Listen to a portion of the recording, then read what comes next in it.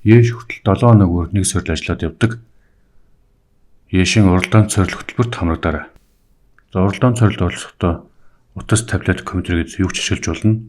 Дурын браузер руу ороод iMath цэгийн меню гэж үчээд ийм нүр гарч ирнэ. Онлайн сорил гэж ороод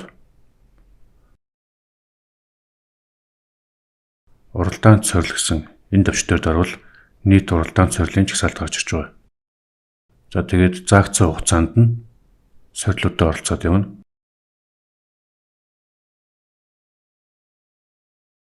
Мэдээж сорил болгоныхон дараа дүн гарч ирнэ. Бас зөв бодолтуудыг харж болно. За энэ мэтлэнгээр еш хүртэл 7 хоног бүр нэг сорил ажиллаад явбал бэлтгэл чинь хамгийн сайнаар хамрагдана. За энэхүү уралдаан цорилд iMath-ийн AC эрэхтэй суугчд оролцох боломжтой байдаг. AC эрх авахыг хүсвэл сайтын хамгийн доор байгаа энэ төвчтөд ороод